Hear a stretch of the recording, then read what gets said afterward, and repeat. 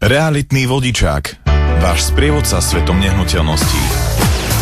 Pekný deň, milí poslucháči, počúvate reláciu Realitný vodičák a v rámci Realitného vodičáku opäť si predstavíme ďalšie témy, ktoré vás budú zaujímať. Najmä teda dnes sa budeme rozprávať o financiách a celkovo ako je to s financovaním bytov, domov, rekreačných nehnuteľností a podobne po 1.3.2017, čo je podstatná informácia, najmä pre všetkých tých, ktorí rozmýšľajú nad tým, že si teda nejakú tú nehnuteľnosť zadovážia a samozrejme budú to informácie pre nich, že akým spôsobom bude celkovo ten proces prebiehať.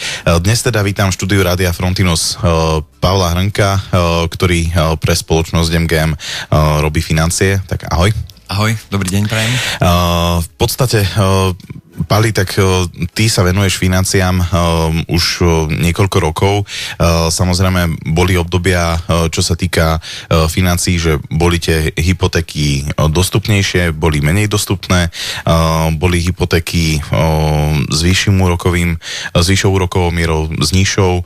Teraz vidíme, že nastáva, ak môžeme to tak nazvať, nejaký prelom a bolo by možno dobre vysvetliť našim posluchačom, že akým spôsobom sa to bude vyvíjať a teda, že aké zmeny nastali. Možno prvá otázka, že teda 1.3. zmenilo sa niečo hneď s úrokovými sadzbami? Dobrý deň ešte raz prajem všetkým. No, s úrokovými sadzbami ani nie, to si možno aj posluchači všimli, že úrokové sadzby sa až tak moc nemenili. Podstatné, aj najpodstatnejšie pre klientov a zákazníkov je to, že od 1.3. zmenili sa pravidlá a to jednoznačne, z jednoduchého dôvodu. Určite tu vznikla nejaká finančná kríza v Amerike, ktorá sa postupom času prenesla aj k nám. A aby to nebolo až také strašné a na takých strašných dopadoch, tak vlastne pristúpila Európska centrálna banka k týmto veciam. Prvá je tá, že percento LTV, teda percento hodnoty nehnuteľnosti, ktoré klient reálne dostane pri založení nehnuteľnosti, sa rapidne znížilo. Mám tu len taký jeden príklad, že predstavte si, že máte 10 hypoték, jedna hypotéka bude schválená vo výške 100% financované nehnuteľnosti. Samozrejme, bohužiaľ to zobrali Bratislavský kraj a Košický kraj. To znamená, že potom zostávajú 4... Čiže v rámci Žilinského kraja nie je možné dostať 100% financovanie? Nie je to možné. Samozrejme, potom pristúpime, ako je to možné, ako sa reálne k nej klient dokáže dostať, ale nie, bohužiaľ, jednorázovo to nebude banka to jednoznačne celé nevyplatí. To znamená, potom máme 4 klientov, ktorí budú mať trošku viac šťastia a budú mať hypotéky medzi 80 až 90%. To znamená, že tých 20 alebo 10% musia nájsť iným spôsobom. No a 5 klientov bohužiaľ bude nespokojných a dostane maximálne 80% z hodnoty nehnuteľnosti. Dobre, jedná sa teraz o všetky nehnuteľnosti, alebo sa jedná iba o byty, domy, alebo ako to je riešené? Teraz sa rozprávame o bytoch. Pri rodinných domoch je proste paušálne nadstavené na 80% z hodnoty nehnuteľnosti. Na celom Slovensku? Na celom Slovensku, áno. Dobre, skúsime sa teda na to pozrieť ešte trošku ďalej, skúsime to trošku rozvíjať. No a v rámci teda toho financovania tých bytov často teda ľudia si už v poslednej dobe zvykli, že áno, idem si zobrať, že kúpim si byt, nemusím platiť nájom, a kúpim si byt, budem splácať hypotéku. Bude už teda problém so získaním takto nehnuteľností, hlavne teda, keď dostane niekto zo 100 000 80%, takže 20 000 eur musí mať teda buď našetrené, alebo dofinancovať nejakým iným spôsobom. Áno. K tomu sa určite ešte dostaneme, ale rozprávali sme sa teda o bytoch, rozprávali sme sa o domoch, že teda tam je 80% paušálne nastavené. Býva to aj menej? Býva to aj menej, práve banky k tomu pristúpili, že samozrejme pre klientov, ktorý je slobodný, bezdetný, má do 25 rokov, nemá žiadnu úverovú históriu, v tom momente banka je opatrná a dokonca už sa mi stalo pri viacerých klientoch, že vyžiadali si spoludlžníka, či už rodiča, poprípade inú nehnuteľnosť na doloženie. Dokonca som mal jeden príklad, že klient mal 24 rokov, zamestnaní rok a pol a vypýtali si 50% z hodnoty nehnuteľnosti a keď chce viac, tak rodičia normálne do úverovej zmluvy. Robí to nejaký problém väčšinou tým klientom? Tak všetko záleží od toho, ako sa na to klient pozerá. Z jednoduchého dôvodu. Buď chcem bývať a idem v úvodzovkách aj cez mŕtvych, alebo nechcem to bývanie a potom zvážujem nejaké možnosti iné. Pretože tá možnosť je, a ako si spomínal, to dofinancovanie, len samozrejme k tomu pristúpili ďalšie veci, ktoré sa zmenili. Tie veci sa zmenili v tom zmysle, že vlastne musíš mať väčší príjem, vznikli ďalšie tých pravidel je trošku viac z toho dôvodu, že napríklad pristúpilo sa k tomu a dosť dôležitému posunutie príjmu, posudzovanie príjmu. To znamená, do 1.3.2017 sme mali trojmesačný príjem, za posledné 3 mesiace skúmali potvrdenie o príjme. Prešli sme od 1.3. na 6 mesiacov, čo je dosť rapidný rozdiel. Niektoré banky, podľa mojich informácií, ešte viac ako 6 mesiacov. Áno, sú aj takéto banky, všetko záleží podľa toho, ako je ten klient a práve tu by som poukázal na to, že nie je to už o tom, že vojdete do banky a v banke vás vítajú slavobránou, že vítajte a my vám dáme úver, ale práve dnes už tie banky si dôkladnejšie preverujú toho klienta, ako bolo v minulosti. Dobre, čo vôbec teda zmenilo to, že hlavne teda centrálna banka, alebo teda Európska centrálna banka, že takéto kroky ako posúdila za správne. Ľudia nesplácali tie hypotéky, alebo je to iba preventívne opatrenie? Je to preventívne opatrenie z jednoduchého dôvodu a práve na toto poukazuje Európska centrálna banka. Práve, ako si spomínal na začiatku, to je tá dostupnosť tých hypoték, pretože v dnešnej dobe, keď zoberieme priemer, aby som nehovoril o konkrétnej banke, ale priemerne máme úrokovú sadzbu niekde medzi okolo 1,3%, a reálne prídeme k tomu, že dobre, zoberiem si úver, ale čo v prípade, keď sa zvýši úroková sadzba na 3, na 4, čo bolo pred 5-7 rokmi úplne bežné a práve teraz sa ukazuje, že v Amerike práve vychádzajú vyššie úrokové sadzby a ľudia nestíhajú to splácať. Majú proste natiahnutý rozpočet a tým pádom ide banka do väčšieho rizika. Práve k tomuto pristúpila banka, že OK, ale za nejakých iných podmienok. Dobre, napríklad tie podmienky sa teda okresávali aj vzhľadom na to, že si viac preverujú toho klienta, ale dali si tam, teda ako si spomínal, aj takú, ako by sme to mohli nazvať, vatu, že aby mohli v budúcnosti navýšiť tie úrokové sadzby. Koľko vôbec to je z toho, povedzme, čistého príjmu?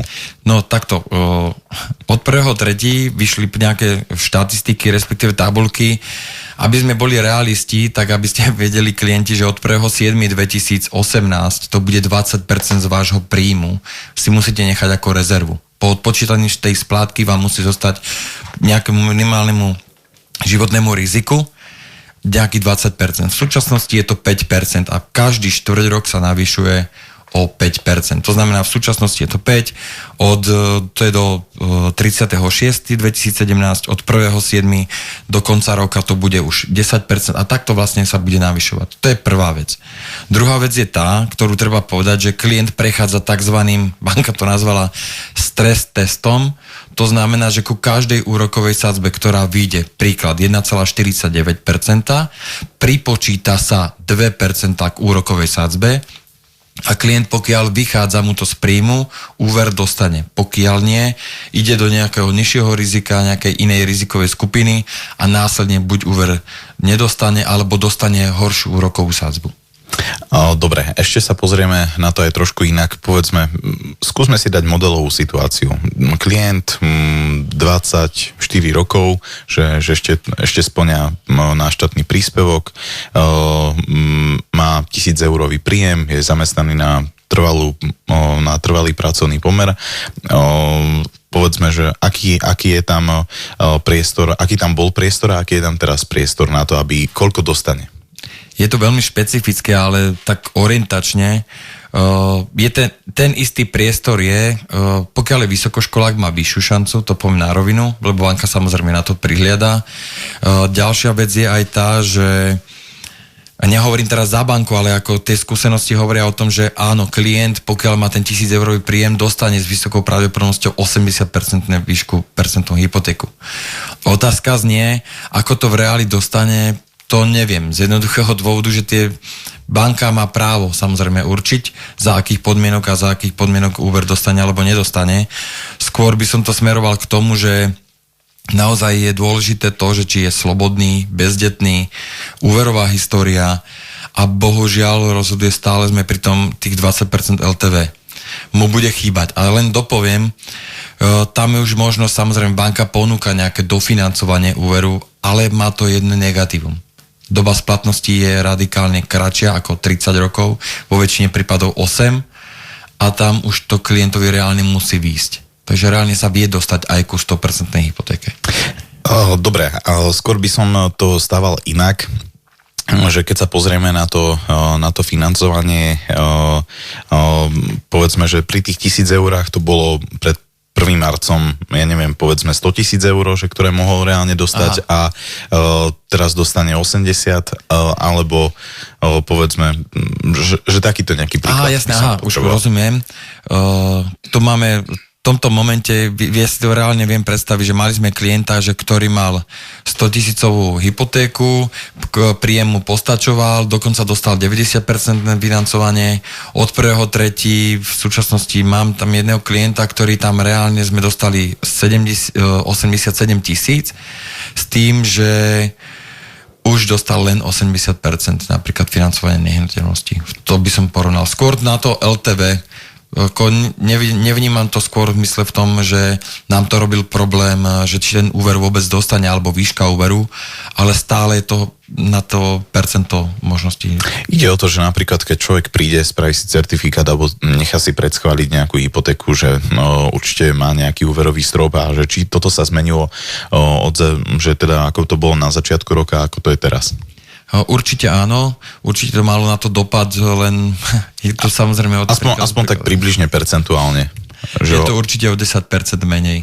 Určite o 10% menej. Čiže keď dostal vtedy, povedzme 100 000, tak teraz dostane približne 90. Tak, dá sa to tak, ale je to iba hrubá črta z jednoduchého dôvodu, pretože banka, ak klient spláca iný úver, tak k tomu mu pripočíta 5% k tomu, aby ten reálne úver dokázal splácať. To znamená hodne nových faktorov, ale reálne si myslím, že áno, zhruba o nejakých 10% dostane menej. Samozrejme, budeme sa rozprávať aj naďalej s Pavlom Hrnkom, ktorý je tu zo spoločnosti MGM z oblasti financií, no a samozrejme budeme sa rozprávať aj po pesničke.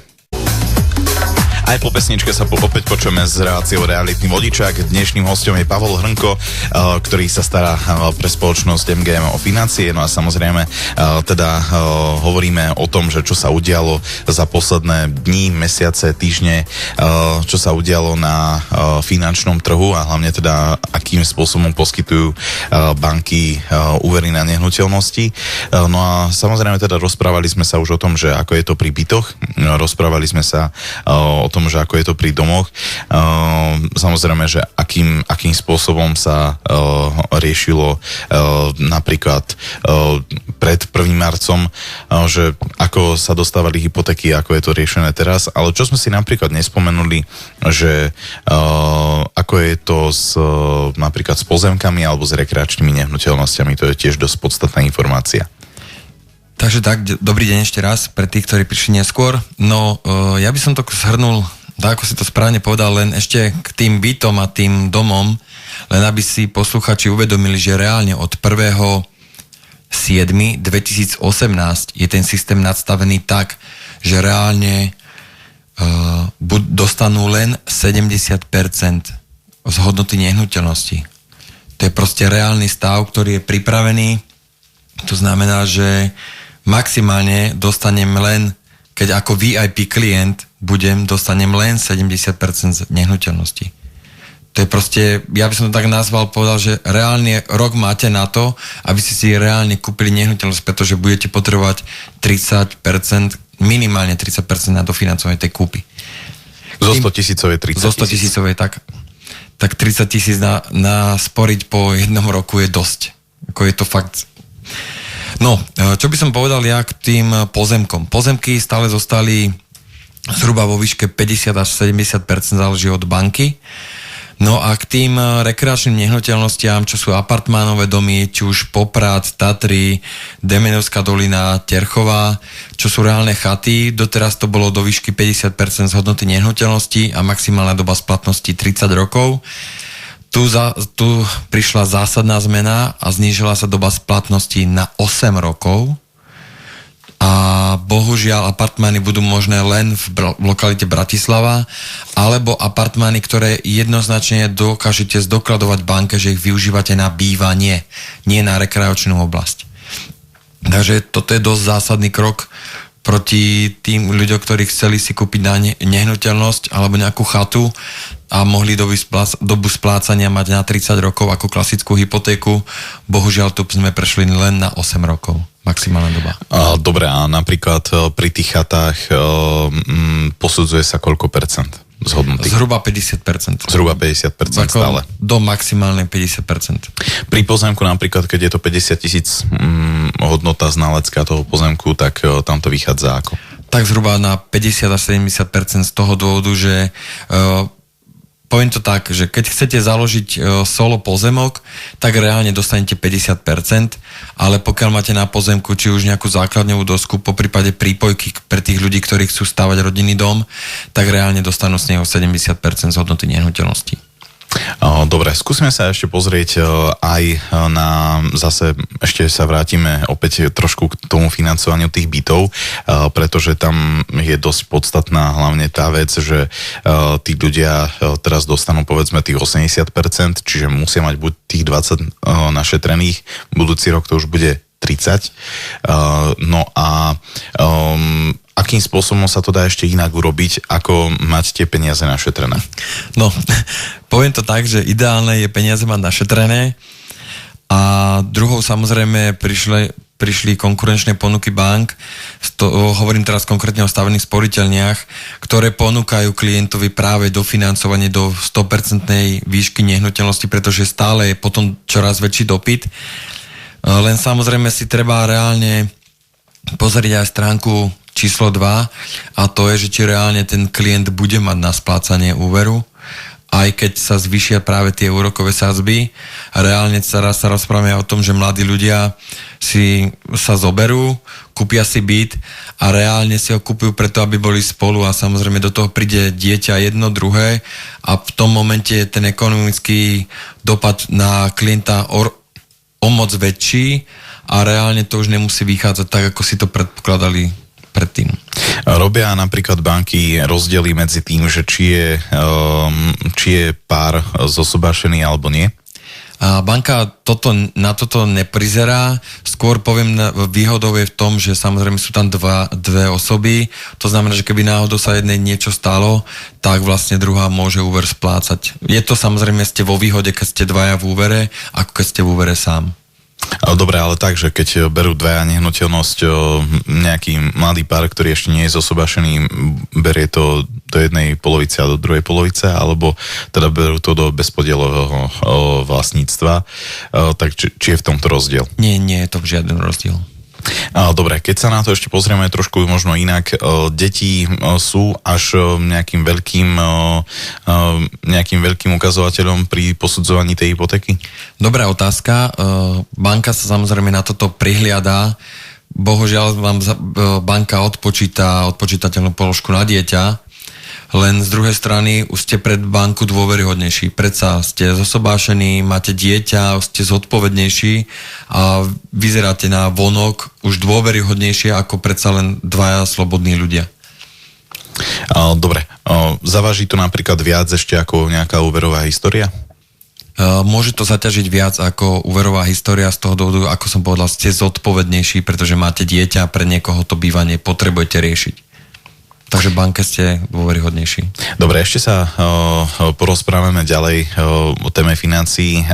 Napríklad robia banky rozdiely medzi tým, že či je to krajské mesto, okresné mesto alebo nejaká obec, že či je v tomto rozdiel. No, tu sme trafili klinec po hlavičke z toho dôvodu, že tu je najdôležitejší rozdiel, keď pri posudzovaní banky.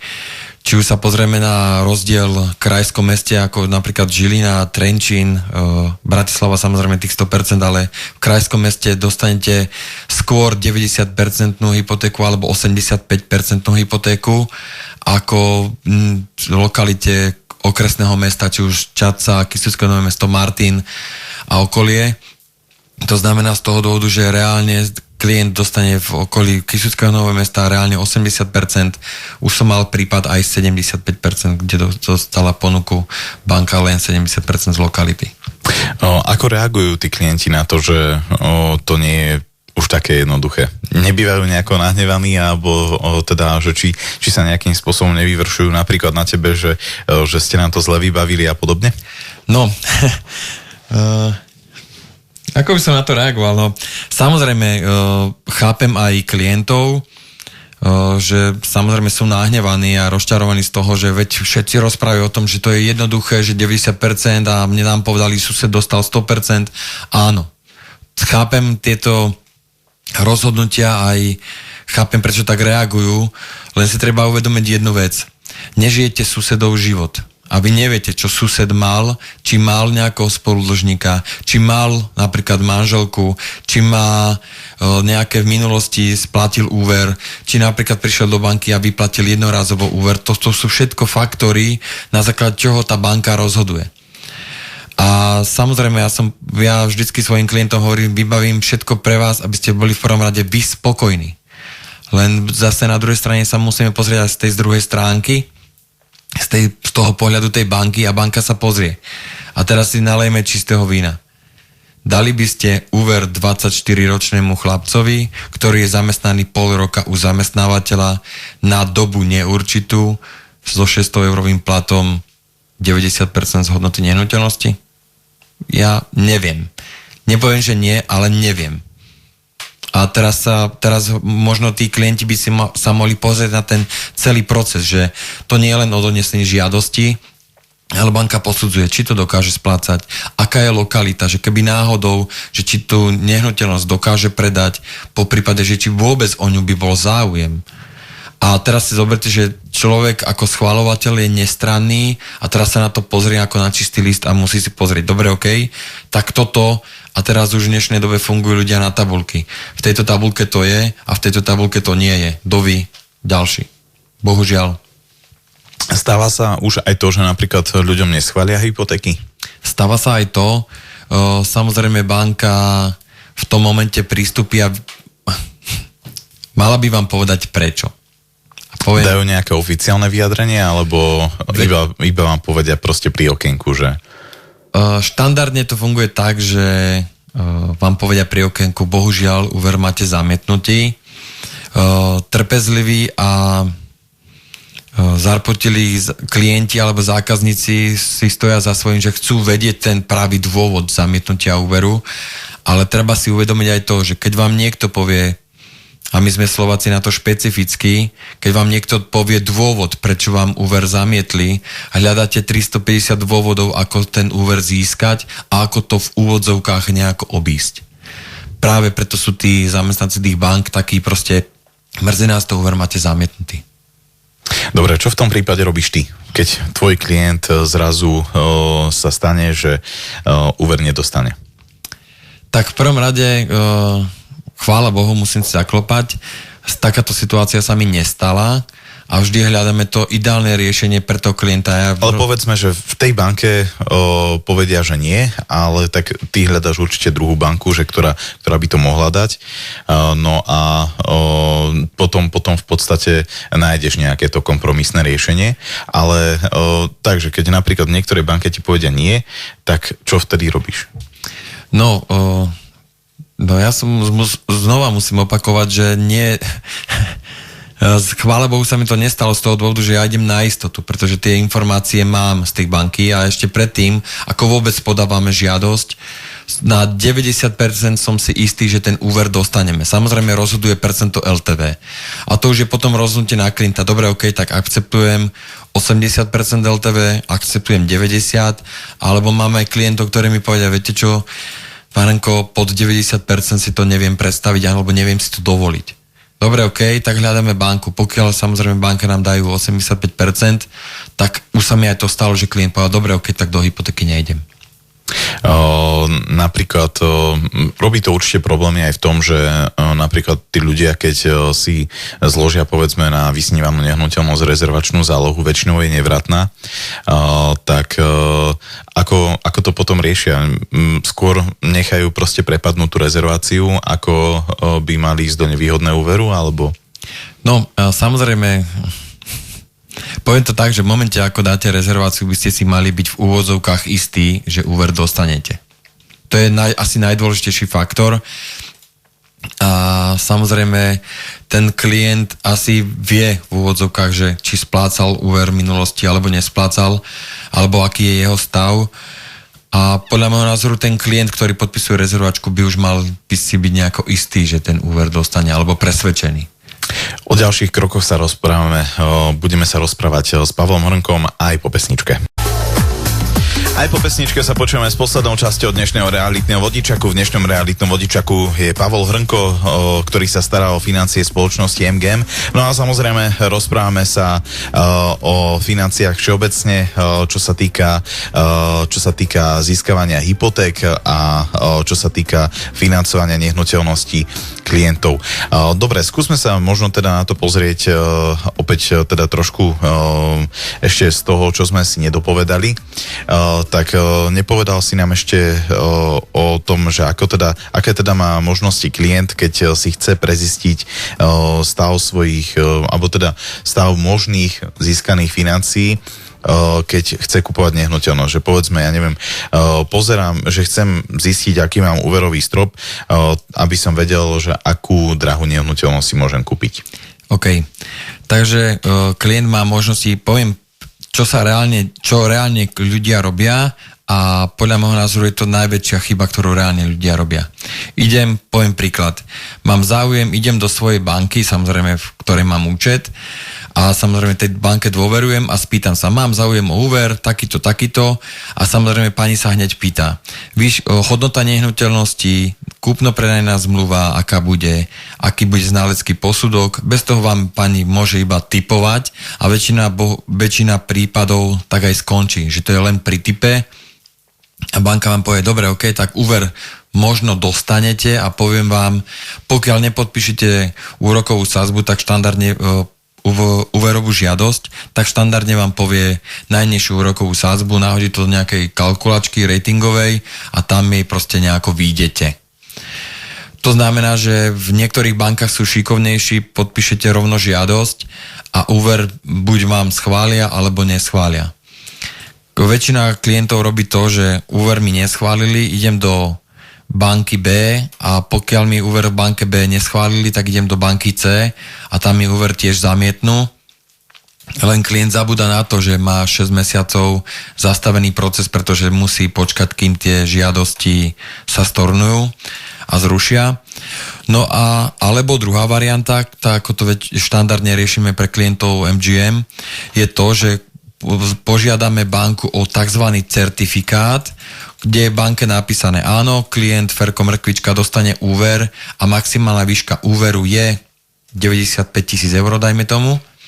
A klient vie, na základe čoho sa môže hýbať. To znamená, áno, chcem si kúpiť byt za 60 000, úver mi poskytnú do výšky 85 000 a dajme tomu 80% z hodnoty nehnuteľnosti dostanem. To znamená, v tom momente môže podpísať rezervačnú zmluvu, kde má istotu, že tá banka za týchto a týchto podmienok úver klientovi poskytne. Dobre, takže v podstate väčšinou sa stáva to, že klienti prídu už priamo s tým, že majú to v svojej banke vybavené a nechcú nejako, aby im k tomu radil povedzme nejaký externý človek. Čo v tomto prípade, alebo teda čo odporúčaš naozaj tým ľuďom, aby mali tú 100% istotu, aby napríklad o tú rezervačnú zálohu, lebo pri tých vyšších sumách samozrejme je to percentuálne, čiže od tých 4%, keď sa hýbeme ku 100 000, tak máme 4 000, zložíme zálohu, prídeme o ňu, ak úver nedostaneme. OK, ja by som len tomu povedal, že táto služba je bezplatná. To znamená, že predsa len keď človek robí s realitnou kanceláriou, má skúsenosti, ako tá realitná kancelária funguje. To znamená, že sú tam nejaké nastavené procesy a už vieme otypovať či už toho klienta, alebo reálne sa vieme s ním rozprávať, aké sú možnosti. Pretože to, že nedostanete úver v plnej výške, neznamená, že v inej banke že v inej banke to nedostanete. Skúsim vám to vysvetliť z jednoduchého príkladu. Vy ste klient, pracujete v obchode a predávate Hondu. Predávate nejaký druh auta a príde k vám zákazník a ste platení od toho, čo predáte. Teraz poviete zákazníkovi, viete čo, my tieto auta nepredávame, choďte si kúpiť niekam inám. Nie, predáte to, čo potrebujete. Takisto sa aj ten pracovník v tej banke má práve takúto úlohu. Samozrejme je platený od toho, koľko tých produktov predá. Teraz nehovorím, že ja som tak platený není, len je to podstatnejšie je to, že cieľom mojej práce je to, aby klient nepreplatil toľko, koľko preplatí samotnej banke. Pretože teraz zoberme si príklad, máte 30 rokov, zoberite si hypotéku na 30 rokov, OK, máte 60, úspešne ste splatili hypotéku, ale čo ďalej? Tak to je účelom, aby sme tú hypotéku splatili rýchlejšie a prečo by mali pracovať s človekom aj z realitnej kancelárie, pretože vidí tie pozadia, keď viem, že to je napríklad Europalas, tak viem, aké vznikajú pri tom komplikácie, po prípade viem tie úskalia, ktoré pri niektorých klientoch a prípadoch vznikli. Toto je obrovská výhoda, kdežto pracovník banke vôbec ani netuší, aký je to projekt, aké má nadstavenie ten projekt a podobné. Z toho dôvodu si myslím, že je to výhodnejšie, keď pracujete práve s tým človekom, ktorý pracuje v tej realitnej kancelárii. Dobre, ešte čo sme nespomenuli, jednu podstatnú vec a tým aj ukončíme v podstate dnešnú reláciu, štátny príspevok pre mladých. To je ďalšia vec, ktorá je veľmi podstatná a tam sa dokáže veľmi pekne znížiť percento, za ktoré úver získa. Tak ako to tam funguje teraz, po 1.3.? Po 1.3. sa vlastne zatiaľ nič nemenilo, zatiaľ sa iba rozpráva, že ten štátny príspevok by sa mal znižovať, po prípade štát uvažuje nad inou alternatívou, zatiaľ sa nič nezmenilo. Podstatné je to, na čo by som chcel posluchačov upozorniť, je to, že keď beriete štátny príspevok, určite 5-ročný fix, teda 5-ročnú fixáciu, kedy sa vám banka nezmení úrokovú sadzbu. A druhá zaujímavá informácia je pre klientov je to, že od 1.4.2017 máte výhodu v tom, že doteraz bol štátny príspevok pre mladých pre klientov, ktorí mali v hrubom príjme 1155,70 € a teraz sa táto suma zvýšila na 1287 v hrubom. To znamená za minulý rok, pokiaľ máte takýto v hrubom či v čistom? Je to v hrubom. Vždycky je to uvedené v hrubom. A pre manželov je to 2574 €. Tá hranica sa samozrejme posunula k lepšiemu. To znamená, že pre viac klientov je možné získať tento štátny príspevok pre mladých, ktorí majú do 35 rokov. Dobre, v podstate asi sme vyčerpali aj všetky možnosti, ktoré sme mohli teda porozprávať aspoň z tých základných vecí a z tých, ktoré najčastejšie využívajú klienti realitného centra MGM. Samozrejme, milí posluchači, ak by ste mali akékoľvek otázky 24 hodín denne non-stop, vám ich vieme zodpovedať na čísla 0903 861 186. Takže tam sa nám viete dovolať, no a samozrejme my sa budeme počuť opäť o týždeň. Dnešným hosťom relácie Realitný vodičák bol Pavol Hrnko. Ďakujem pekne, príjemný deň. Majte sa krásne, do počutia.